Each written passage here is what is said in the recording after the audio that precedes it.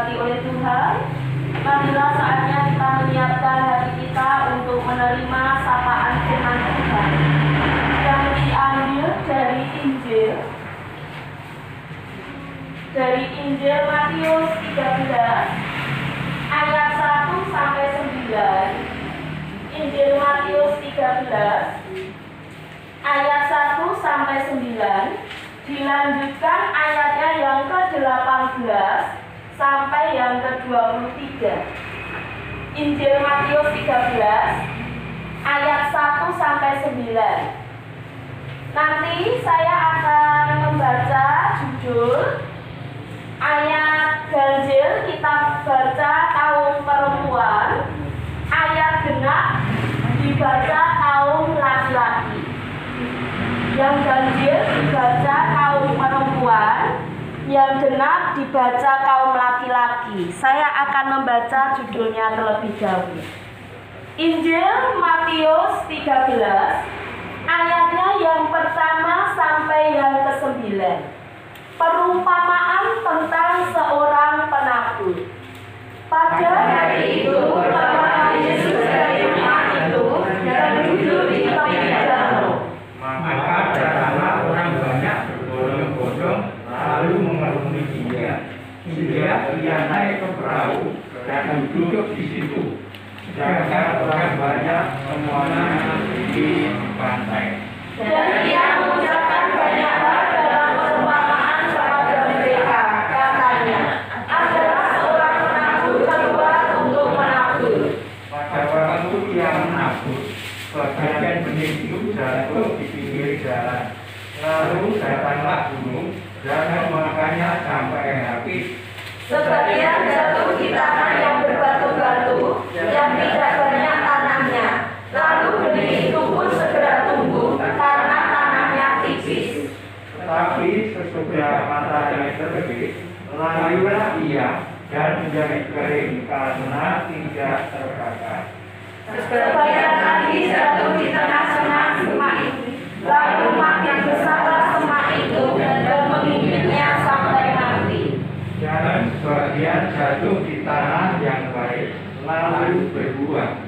Ada yang 100 kali lipat, ada yang 60 kali lipat, ada yang 30 kali lipat. Siapa bertelinga hendaklah ia mendengar. Dilanjutkan ayat 18 sampai 23. 18 dimulai dari kaum laki-laki untuk membacakannya. Karena itu, dengarlah arti perumpamaan penabur itu. Kepada setiap orang yang mendengar firman tentang kerajaan surga, tetapi tidak mengertinya, dan akan si jahat dan mengampas yang ditaburkan dalam hati orang itu. Itulah benih yang ditaburkan di pinggir jalan. Ini yang tempat yang berbatu-batu, ialah orang yang mendengar firman itu dan segera menerimanya dengan gembira. Tetapi ia tidak berakar dan tahan sebentar saja. Apabila datang penindasan atau penganiayaan karena firman itu, orang itu pun segera murka. Yang ditaburkan di tengah semak duri ialah orang yang mendengar firman itu, lalu kekhawatiran dunia ini dan tipu daya kekayaan mengimpit firman itu sehingga tidak berbuah. Yang ditaburkan di tanah yang baik ialah orang yang mendengar firman itu dan mengerti, dan karena itu ia berbuah. Ada yang 100 kali lipat, ada yang 60 kali lipat, ada yang 30 kali lipat. Terima kasih kepada Ibu Bapak, Saudara semua, kita telah bersama-sama menghayati, memperhatikan dan mendengar firman Tuhan dari Injil Matius 13. Ayatnya yang pertama sampai yang ke-9, dilanjutkan yang ke-18 sampai yang ke-23. Yang berbahagia adalah setiap kita yang rindu mendengar firman Tuhan dan senantiasa memelihara di dalam kehidupan kita hari lepas hari. Haleluya, amin.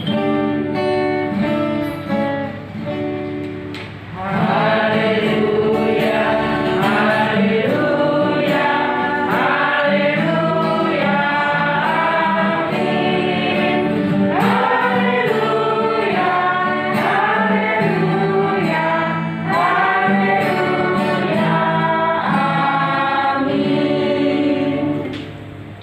Ibu bapak saudara yang dikasihi oleh Tuhan Yesus Kristus, kita bersyukur pada kesempatan pagi hari ini kita dalam keadaan sehat, dalam keadaan baik, meskipun beberapa masih dalam proses pemulihan, tetapi puji Tuhan karena kerinduan kita untuk bersekutu di dalam Tuhan. Di situ kita yakini ada kekuatan, pengharapan, dan penghiburan. Firman Tuhan yang akan kita renungkan bersama, khotbah yang akan kita dengarkan dengan tema Firman Allah berbuah dalam hidupku. Firman Allah berbuah dalam hidupku. Ibu bapak saudara yang terkasih, kaitannya dengan hidup yang berbuah. Apa yang ada di dalam benak dan pikiran kita ketika hidup itu berbuah, itu berkaitan dengan faktor apa, ibu bapak saudara?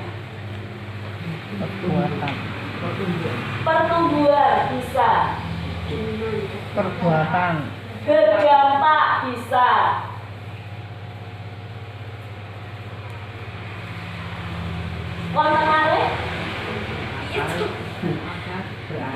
berakar,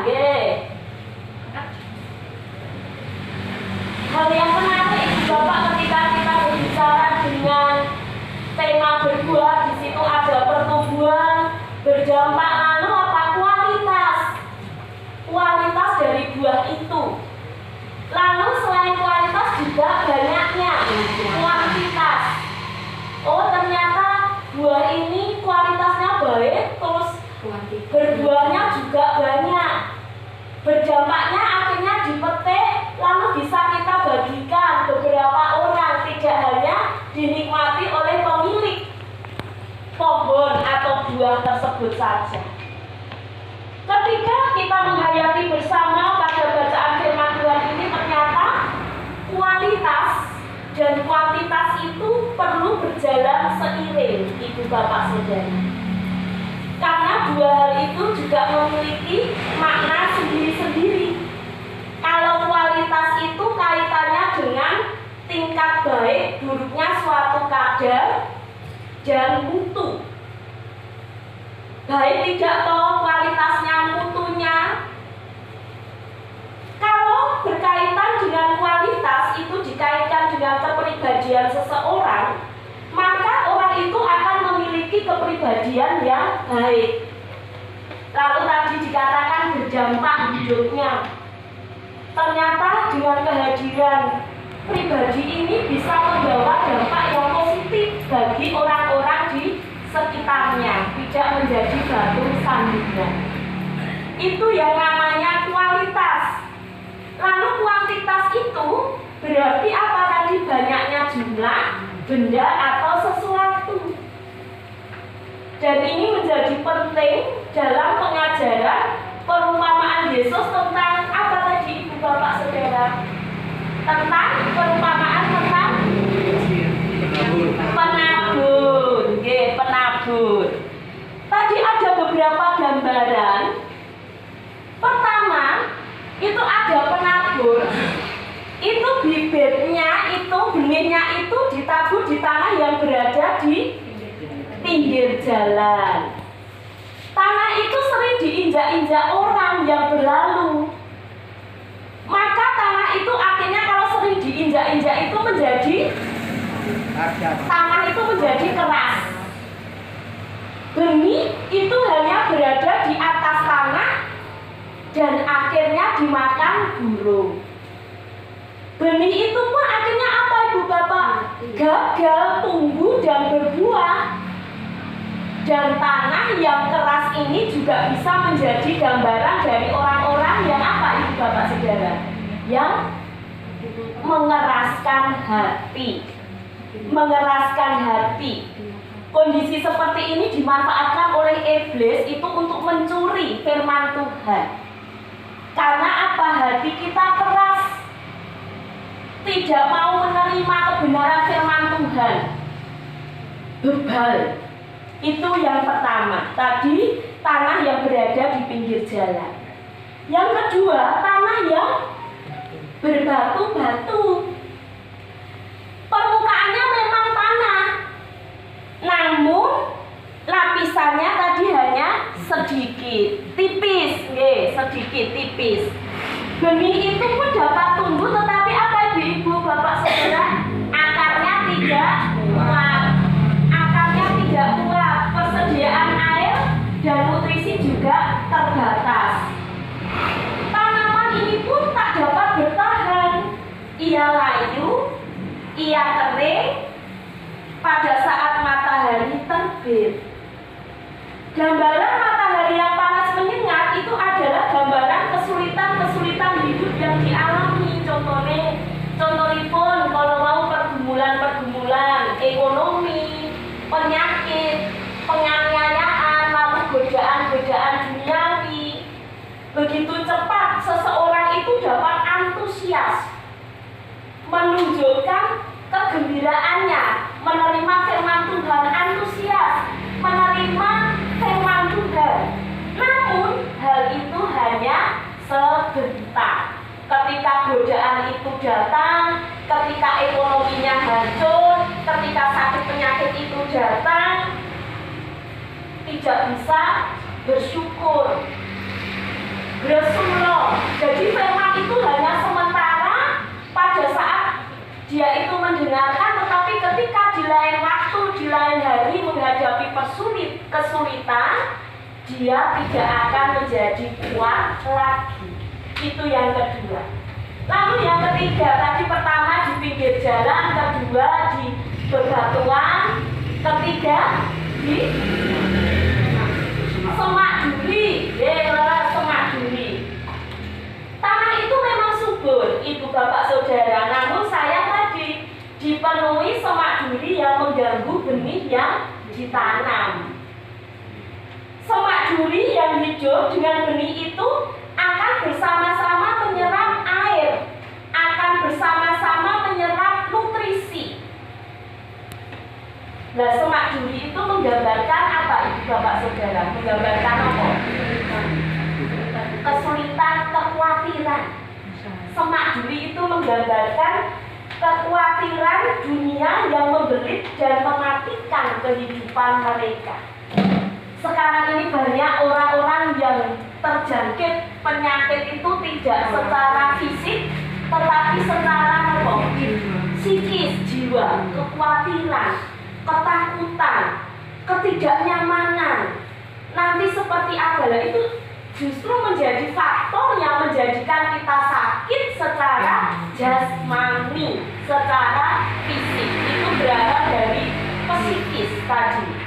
Lalu yang keempat, ibu bapak, tadi dikatakan benih itu tumbuh di tanah yang subur dan dikatakan berbuah banyak sampai berlipat ganda. Ada yang menyebut 100 kali lipat, 60 kali lipat, 30 kali lipat. Nah, itu menunjukkan apa ibu bapak saudara? Menunjukkan melimpahnya tanaman yang berbuah.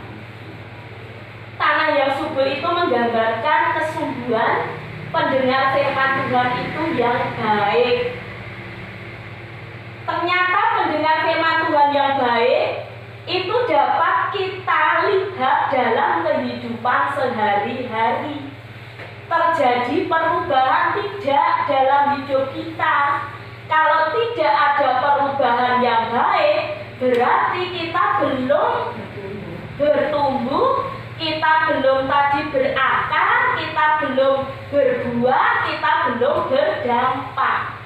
Ini menjadi koreksi buat saya, ibu bapak, saudara semua. Kita bersyukur pagi ini kita diingatkan firman Tuhan tentang penabur yang akhirnya mengerucut bahwa penabur menghendaki supaya benih yang ditabur itu tertanam di tanah yang subur dan baik. Mari ibu bapak, saat ini kita sudah sama-sama mendengar firman Tuhan. Saat ini kita sama-sama bersama mendengar firman Tuhan. Nanti setelah kita keluar dari rumah Ibu Yamini sehabis beribadah, nanti di luar setelah ibadah itu kita akan menghadapi segala sesuatu, entah itu godol, entah entah itu ekonomi, sakit, penyakit.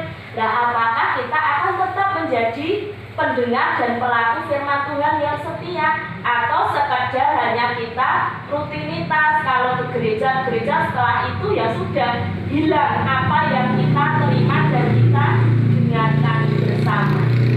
Mari Ibu Bapak, mungkin hati kita masih dalam wujud tanah keras, berbatu bahkan rimbun dengan semak duri. Tetapi marilah kita memohon pertolongan Tuhan, Roh yang memerdekakan kita, yaitu Roh Kudus, supaya hidup kita itu senantiasa diberkati oleh Tuhan. Apalagi situasi seperti ini Ibu Bapak, tapi situasi ini tidak menjadikan hidup kita berakhir, tidak. Hidup kita tetap akan kita jalani selama Tuhan itu masih memberikan kesempatan untuk kita hidup di dunia ini. Tapi marilah kita menjadi tanah yang subur, yang berakar, bertumbuh, berbuah, berdampak.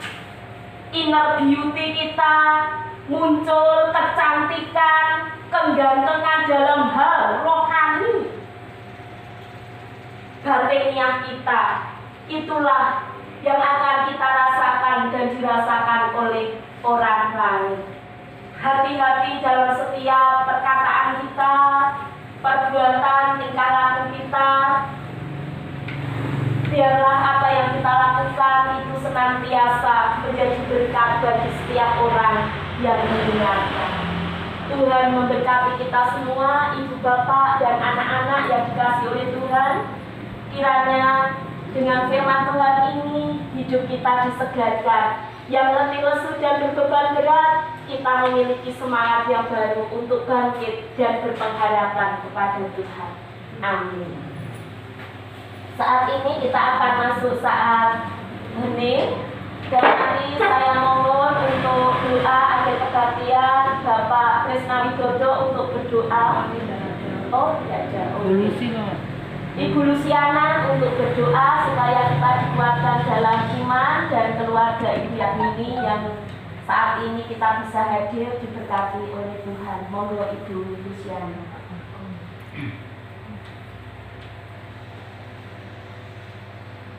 Kami bersyukur Tuhan, kami merasakan kehadiran Tuhan di tengah-tengah ibadah rumah tangga ini.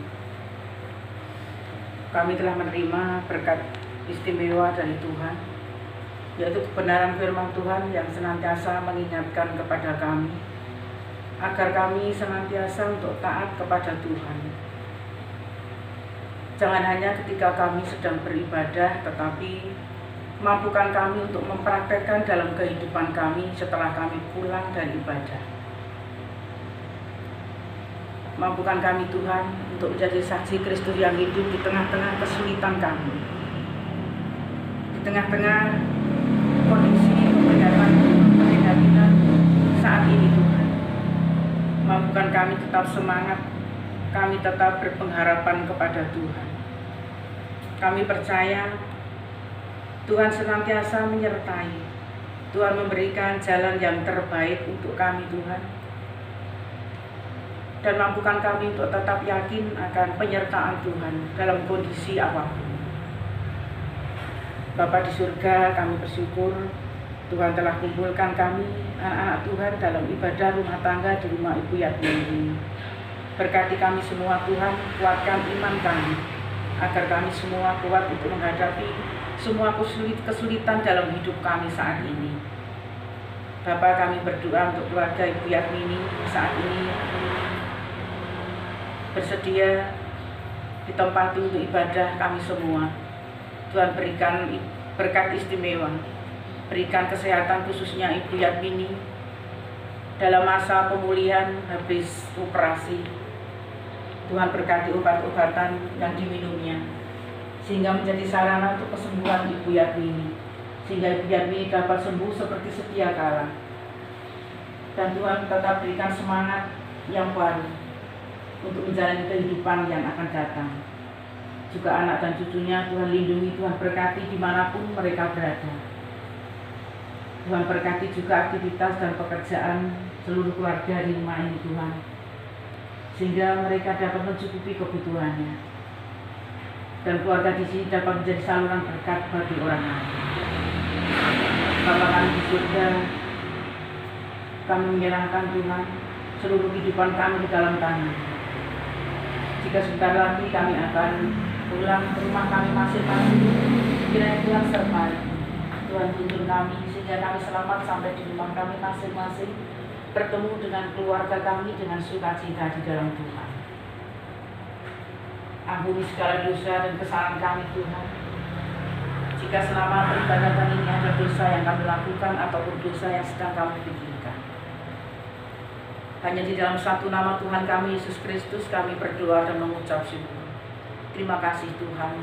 Amin. Amin. Terima kasih Ibu Luciana pelayanan doanya, kiranya melalui doa bersama-sama kita dikuatkan dalam iman, pengharapan dan kasih kita kepada Tuhan.